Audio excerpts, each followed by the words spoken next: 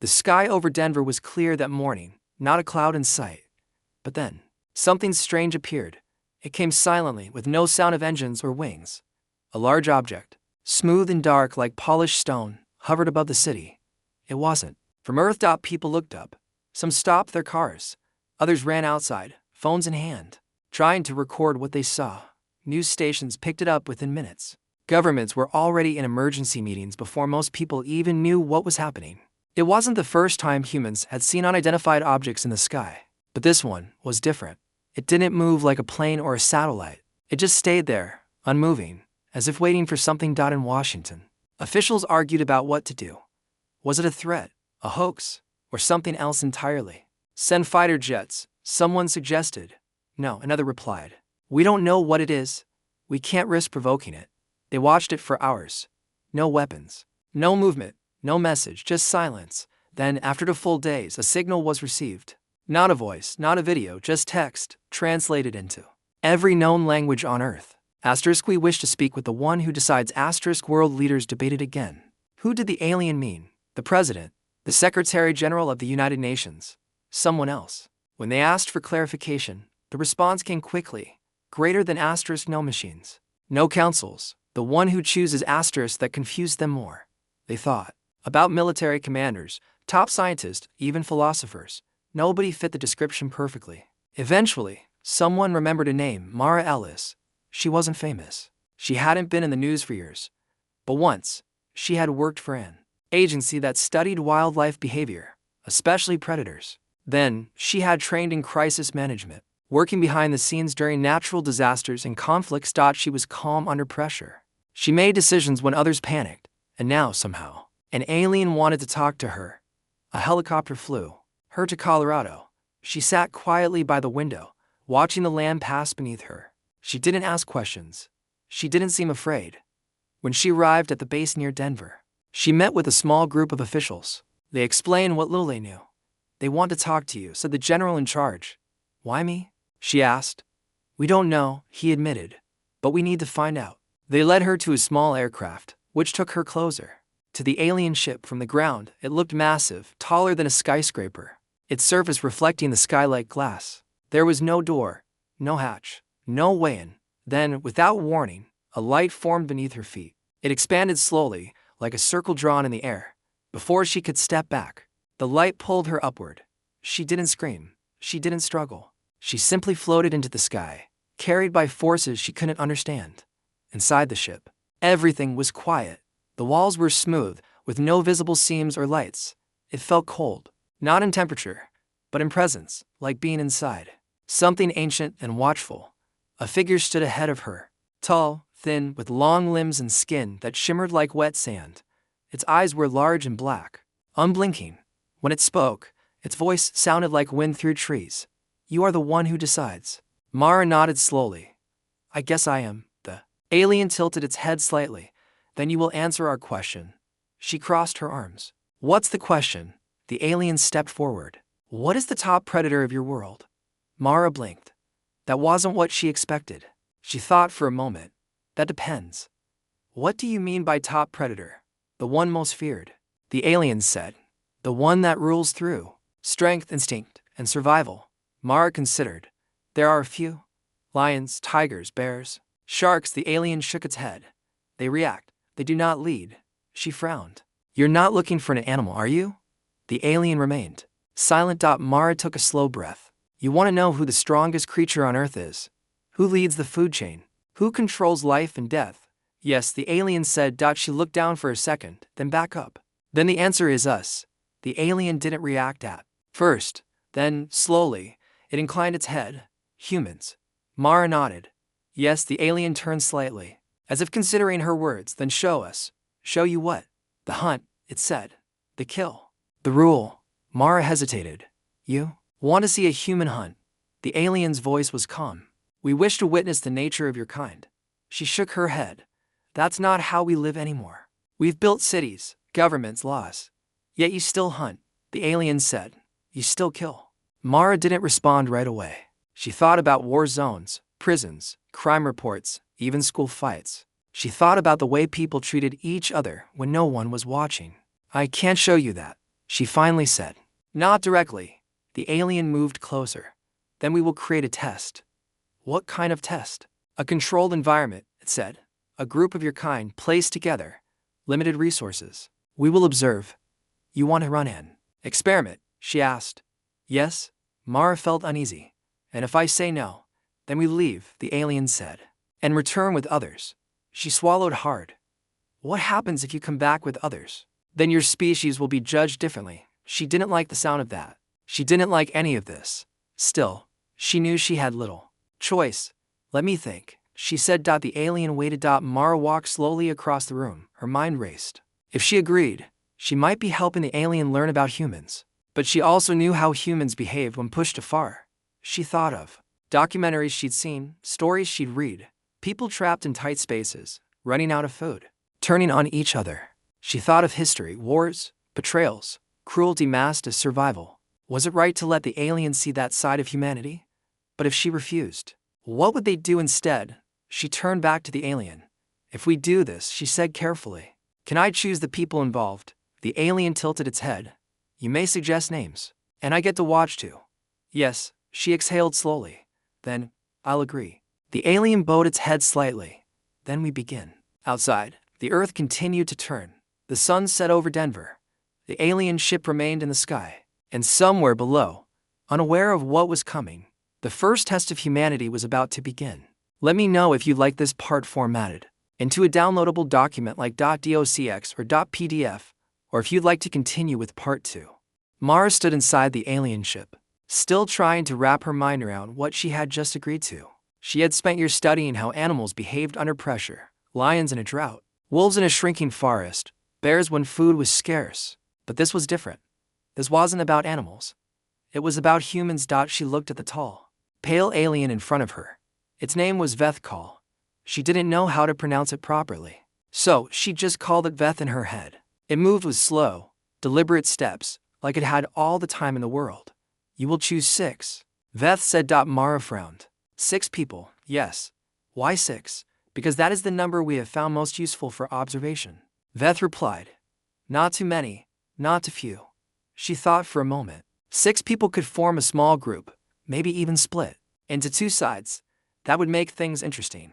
Or dangerous, she asked. Do they get to know what's happening? No, Veth said. They must believe it is real. Mara nodded slowly. She understood. If they knew it was a test, they might act differently. They might try to impress someone or pretend to be better than they were. But if they thought it was real, they would show their true selves.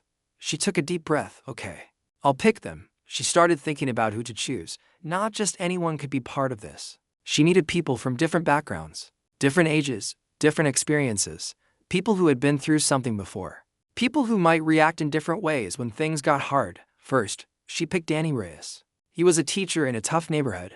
He had seen kids fight, steal, lie. He had also seen them help each other, share food, protect one another. He was calm, smart, and kind, but he had limits. Everyone did. Then she chose Laura Bennett. She was a nurse who worked in emergency rooms.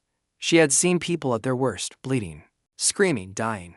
She had also seen moments of bravery and sacrifice. She was strong, but she carried a lot of pain inside. Next, she thought of Carl Newman. He was a former soldier, quiet and careful.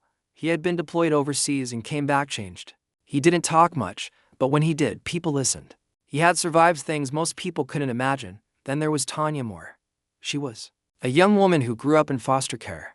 She had learned early how to look out for herself. She was street smart, quick with words, and not afraid to stand up for herself. Mara wasn't sure if she would be a problem or an asset, but she wanted to see how she handled pressure. 5th was James Holloway. He was a farmer from the Midwest. He lived off the land, knew how to grow food, fix machines, and survive in bad weather. He was practical and steady. He might be the one to keep things running. Last, Mara chose Priya Desai. She was a scientist who studied human behavior. She had done research on how people acted in emergencies. She was curious and thoughtful, always asking questions. She might understand what was happening before the others did. Once she had made her list, Veth led her to a part of the ship she hadn't seen before. There was a round room with smooth walls and soft lights. In the center, a platform rose slightly above the floor. This is where we begin. Beth said. Mara stepped onto the platform. The light beneath her feet spread outward like ripples in water. Then everything changed. She felt weightless for a moment. Her body tingled. When the feeling passed, she was standing in a different place. It looked like a large dome. The ceiling was high, made of some clear material that showed the sky outside. But it wasn't really the sky. It was artificial, shifting colors to mimic day and night. Around her, the space stretched out. There were trees, grass, a small stream, and a few structures that looked like shelters. It was like a fake forest, built inside a giant glass bubble. Where are we? She asked. A controlled environment, Beth answered. Safe, but limited. Mara walked forward. The ground felt real. Beneath her boots, she touched a tree. Bark, leaves, everything seemed alive. How long can they stay here? She asked. As long as necessary, Beth said. Until the truth is shown. Mara looked around again. She realized there were cameras, though they were hidden. She couldn't see them. But she knew they were there. Watching, recording. We will bring them now, Beth said. One by one, the 6 people arrived. Danny appeared first. He blinked in confusion, looking around like he had been dropped in the middle of a dream.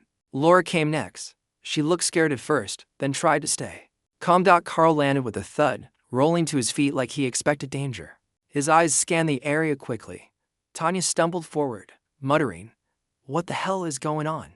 James looked up at the fake sky and said, "Is this some kind of joke?" Priya simply looked fascinated. She touched the ground, sniffed the air, and smiled. They were confused, scared, curious, but none of them knew they were being watched. Beth spoke to Mara in a low voice. "Observe, learn, do not interfere." She nodded. "I understand." The 6 people began to talk to each other. At first, they were cautious. Then they started exploring. Danny helped Laura up after she tripped over a root. Carl kept walking ahead, checking for threats that weren't there. Tanya sat down and refused to move until someone explained what was going on. James found a patch of soil and started poking at it with a stick. Priya followed him, asking questions. Mara watched from a distance. She could hear everything they said. She saw every expression, every hesitation. She felt like a scientist watching lab rats, except these were people, real people, with lives, memories, fears, and hopes. She turned to Beth. "How long will this go on? Until we understand?" Beth said. Mara swallowed. She hoped they wouldn't regret what they saw. Outside the dome, the sun set over the real world. Cities buzzed with life. Children played. Parents cooked dinner. News anchors reported on the strange event in Colorado. But inside the dome, 6 people had no idea they were part of an experiment. And somewhere above them, unseen and silent, the alien ship waited. The test had begun. Let me know if you'd like this part formatted into a downloadable document like .docx or .pdf. Or if you'd like to continue with part 3. The dome was quiet at first. Too quiet. The 6 people stood awkwardly, looking at each other like strangers on a bus. No one spoke for a long time. Then, finally, Danny cleared his throat. "Okay," he said. "Does anyone know what's going on?" Tanya crossed her arms. "I don't even know where we are." Laura glanced around nervously. "It looks fake. Like someone built this place." Carl didn't say anything. He just kept scanning the trees, as if expecting something to jump out. James knelt by the stream, dipping his fingers into the water. "This feels real enough," he muttered. Priya nodded. "Yeah, but why are we here? Who brought us?" No one had answers. They all looked at each other again, waiting for someone else to figure it out. Danny took a step forward. "Look, we're not getting anywhere by standing around. Let's split up. See if there's anything useful. Food, shelter, tools, whatever." "Wait," Tanya said sharply. "Split up? Are you crazy? We don't know what's out here." "She's right," Laura added. "We should stick together until we know more." Danny hesitated, then nodded. "Fine. We'll stay together for now." They started walking. The ground was uneven, with rocks and roots sticking out. The air smelled fresh, but there was something off about it, like it wasn't quite natural. Every sound seemed louder than it should be. Leaves rustling, water dripping, their own footsteps crunching against the dirt. After a while, they found one of the shelters. It was small, made of wood and metal, with a roof that sloped slightly to keep rain off. Inside, there were blankets, a few bottles of water, and some dried food packets. "Not much," James said, picking up a packet. "But it's something better than nothing," Danny agreed. "Let's take stock of everything." While the others gathered supplies, Carl stayed outside. He leaned against a tree, watching the forest. His hand rested on the knife strapped to his belt. He hadn't said much since arriving, but his body language told everyone he was ready for trouble. Mara watched from above. She was invisible to them, floating near the ceiling of the dome. She could hear every word, see every movement. Her heart sank when she noticed how quickly they started acting like survivors. Instead of ordinary people, they're already thinking about survival. She whispered to Veth. "It is human nature," Veth replied. "When resources are limited, instincts take over. But they haven't even been here a full day." Mara said, "Isn't it too soon?" Veth didn't answer. Instead, it pointed to the group below. "Watch." Back on the ground, tensions were rising. Tanya grabbed a bottle of water and held it close. "Hey, hands off," she snapped when James reached for another one. "I'm just checking what's left," James said calmly. "Well, check faster," Tanya shot back. "Some of us might actually need this stuff." "That's enough," Danny interrupted. "We're not fighting over water yet. Let's focus on figuring out where we are." "And who put us here?" Laura added. Priya frowned. What if this is some kind of test?" Everyone turned to look at her. "What do you mean?" Danny asked. "I mean, think about it. Why would anyone bring us here randomly? It doesn't make sense unless they want to see how we act." "Who would do that?" Tanya demanded. "And why us?" "I don't know," Priya admitted. "But it's possible." Carl stepped forward. "If it is a test, then we better pass it, because whoever's watching won't hesitate to hurt us if we fail." His voice was low and steady, but it sent a chill through the group. For the first time, they all realized how vulnerable they were. As night fell, the fake sky darkened. Stars appeared, twinkling faintly. The temperature dropped slightly, making the air cooler. The group huddled together inside the shelter, sharing blankets and whispering quietly. "We can't trust each other," Tanya said suddenly. "Not completely." "Why would you say that?" Laura asked. "Because I've seen what happens when people get scared," Tanya replied. "They turn on each other. And I'm not letting anyone screw me over." "You think we'd do that?" Danny asked. "I don't know," Tanya said. "Do you?" Danny opened his mouth to respond, but before he could speak, a loud noise echoed through the dome. It sounded like branches snapping, followed by heavy footsteps. Everyone froze. "What was that?" Laura whispered. Carl stood up, gripping his knife. "Stay here," he ordered. "No way," Tanya said. "If something's out there, we need to face it together." "It's probably just an animal," James suggested. "Or a trap." Priya murmured. Carl ignored them and stepped outside. The others hesitated, then followed. In the darkness, they couldn't see much. The moonlight filtering through the fake sky cast shadows everywhere. Trees loomed like giants, their shapes shifting in the wind. Then they saw it. A large shape moved between the trees. It wasn't human, but it wasn't exactly an animal either. It looked mechanical, with glowing red eyes and sharp edges. Whatever it wasn't friendly. "Get back," Carl shouted. The creature charged toward them. They scattered, running in different directions. Screams filled the air as they tried to escape. Mara watched helplessly as chaos erupted. She wanted to intervene, to stop the fear and panic. But Veth's instructions were clear. "No interference." "Is this part of the test?" she asked. "Yes," Veth replied. "Fear reveals truth." Below, the group struggled to regroup. Danny stumbled back to the shelter, panting. Laura was close behind him, clutching a blanket like a shield. James and Priya arrived next, both looking shaken. Tanya and Carl were still missing. "Where are they?" Danny asked. "I don't know," Laura said. "They ran the other way." "We have to find them," Danny insisted. "No," James said firmly. "It's too dangerous. We stick together or we die." Danny hesitated, then nodded reluctantly. For hours they waited, listening to the sounds of the forest. The mechanical creature roamed nearby, its glowing eyes visible in the distance. Eventually, Tanya and Carl returned, both covered in dirt and sweat. "We lost it," Carl said gruffly. "For now," Tanya added, "but it'll be back." The group sat in silence, staring at each other. Trust was breaking down. Fear was taking over. Above, Mara sighed. "This isn't going well." "It is revealing," Veth said. "Humans react differently under pressure. Some unite, others divide." Mara looked at the group again. They were tired, scared, and suspicious. But they were also resilient, even now. They were trying to survive. She wondered how far they would go before they broke completely. Outside the dome, the real world continued without them. People ate dinner, watched TV, went to bed. Governments debated what to do about the alien ship. Scientists studied data, searching for answers, but inside the dome, 6 people fought to stay alive, and somewhere above them, unseen and silent, the alien ship waited. The test was far from over. Let me know if you'd like this part formatted into a downloadable document like .docx or .pdf, or if you'd like to continue with part 4. The group huddled together inside the shelter, their breaths shallow and uneven. The mechanical creature was still out there, lurking in the shadows. Its glowing red eyes occasionally flashed between the trees, a constant reminder of the danger outside. No one spoke for a long time. They were too exhausted, too scared. Fear had taken hold of them, twisting their thoughts into something dark and unpredictable. Finally, Danny broke the silence. "We can't stay here forever." "What do you mean?" Laura asked. Her voice trembled. "If we go out there, that thing will get us. We can't just sit here and wait for it to come back," Danny replied. "It's only a matter of time before it finds us." Carl nodded slowly. "He's right. We need a plan." Tanya glared at him. "A plan? What kind of plan?" "Fight that thing." "With what?" "We use what we have," Carl said. His tone was calm but firm. "Knives, sticks, fire, whatever works." James frowned. "Fire? You think we should start a fire? That'll just draw attention. It'll also keep it away." Carl shot back. "That thing doesn't like light. I saw it earlier." Priya leaned forward. "Wait, are we sure about this? If we fight back, it might make things worse.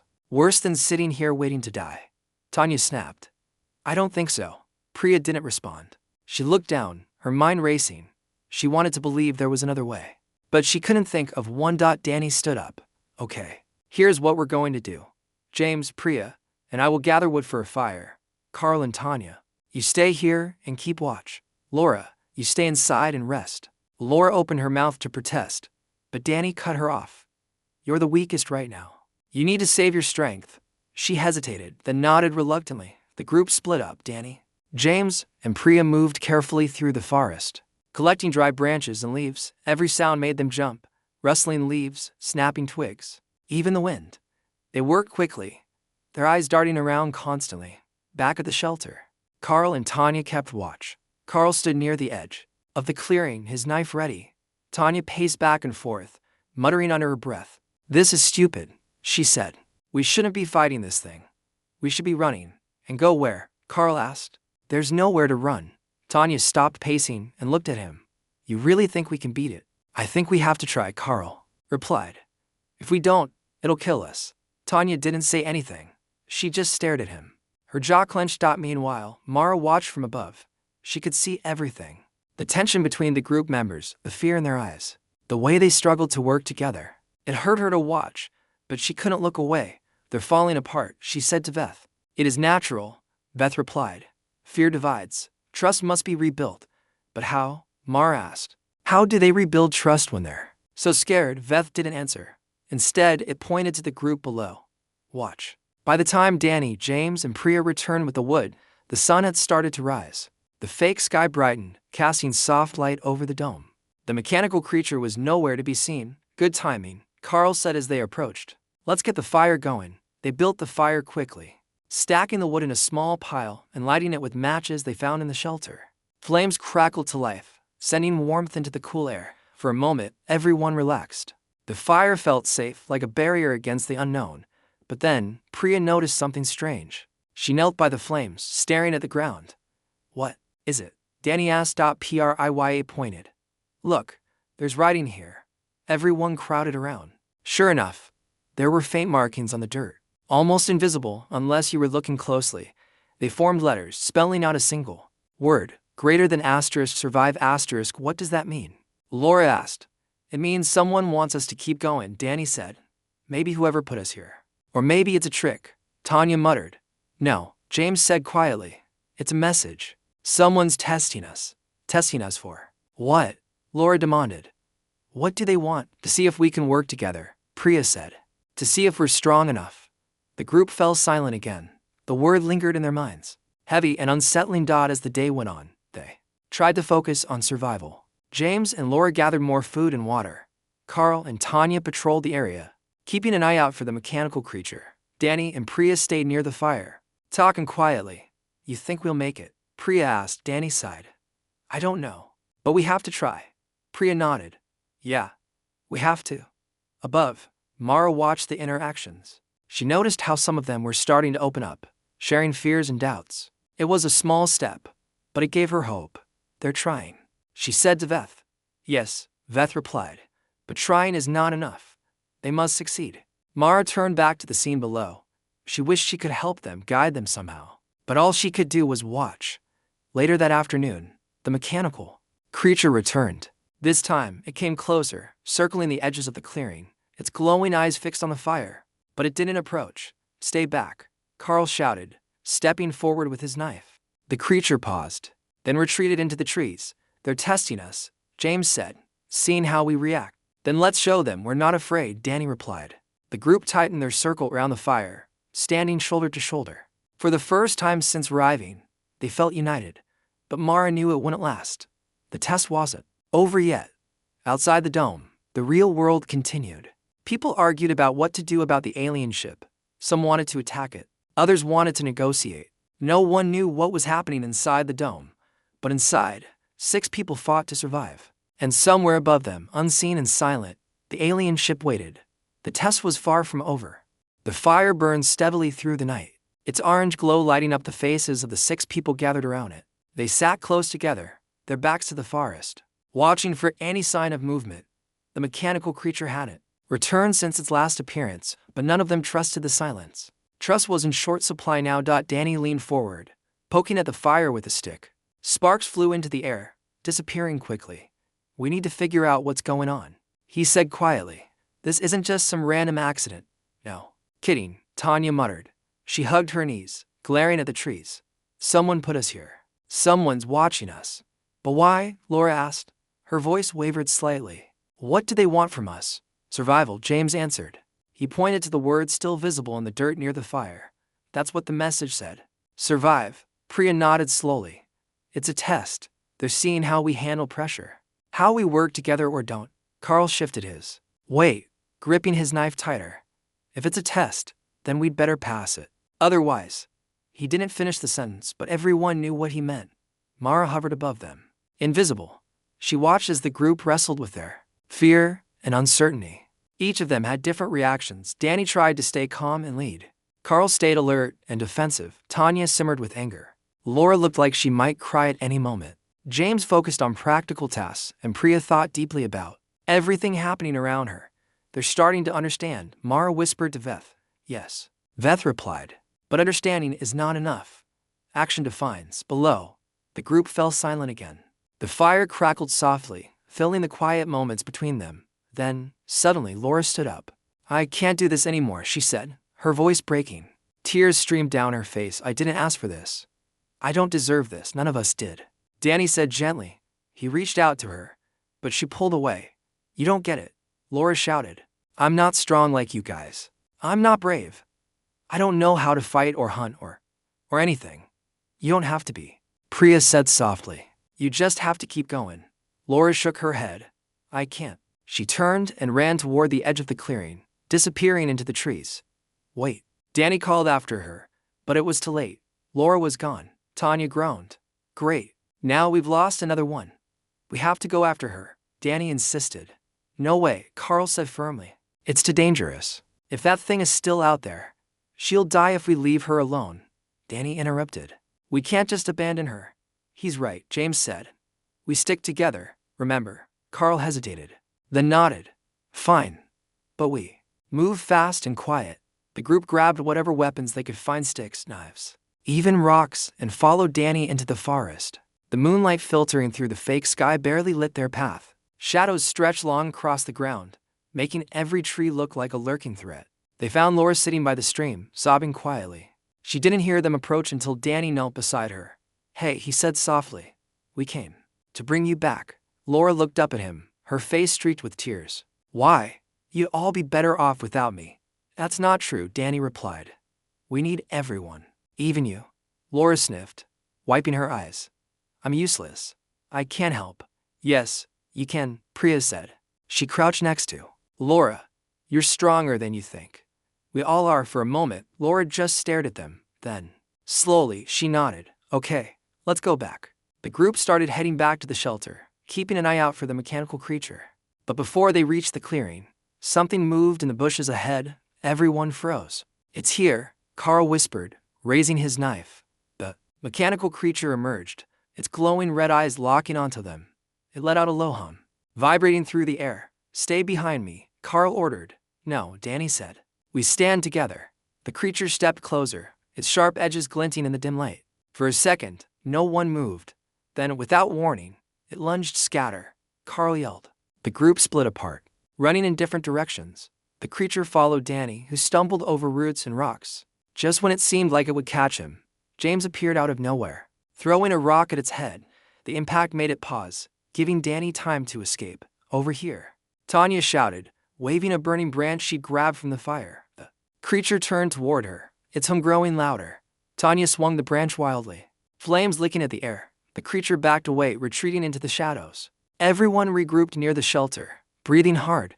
Their faces were smudged with dirt, their clothes torn, but they were alive. "We did it," Danny said, looking at each of them. "We fought it off together. For now," Carl added grimly, "but it'll be back." Priya glanced at the others. "Do you think we passed the test?" "I don't know," Danny admitted. "But maybe that's not the point. Maybe the point is to keep trying." Above, Mara felt a pang of hope. Despite everything, the group had come together when it mattered most. They had faced their fear and survived. "They're learning," she said to Veth. "Yes," Veth replied. "But the lesson is not yet complete." Mara turned back to the scene below. The group huddled around the fire again, quieter now, exhausted but determined. The mechanical creature remained hidden, waiting. Outside the dome, the real world continued. People argued about whether to attack the alien ship or negotiate with it. Some speculated about what might be happening inside the dome, while others dismissed it as a hoax. But inside, 6 people fought to survive, and somewhere above them, unseen and silent, the alien ship waited. The test was far from over. The fire burned lower now, its flames shrinking as the night dragged on. The group sat in silence, their bodies tired but their minds restless. Every sound outside made them jump: the rustle of leaves, the distant call of an unseen bird, even the wind brushing against the trees. They didn't trust the quiet anymore. It felt like a trap. Danny leaned back against a log, his eyes scanning the shadows beyond the firelight. "We can't keep running every time that thing shows up," he said finally. His voice was calm, but there was an edge to it, anger mixed with frustration. "We need a better plan." "A better plan?" Tanya snapped. "Like what? Fight?" "It was sticks and rocks that worked so well last time.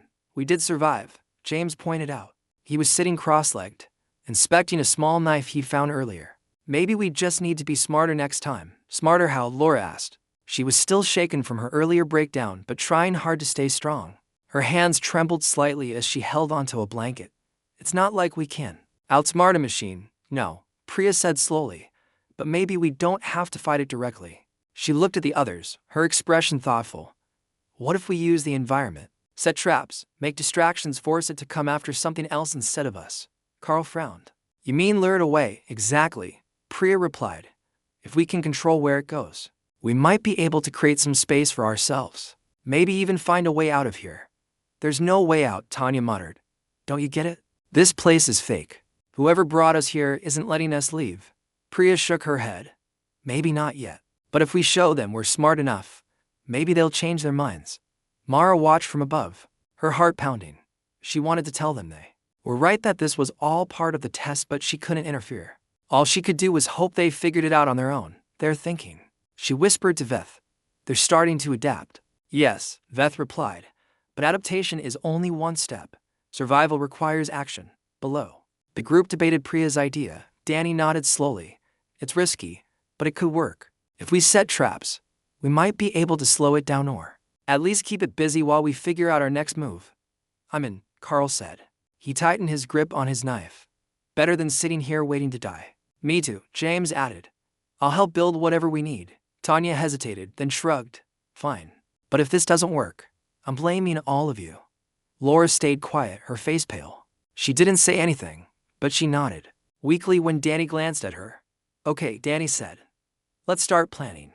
The group spent the next hour gathering materials. They collected vines, branches, and rocks, tying them together into crude snares and tripwires. James used his knowledge of farming to rig up a few traps near the stream, while Carl and Danny set up barriers around the shelter.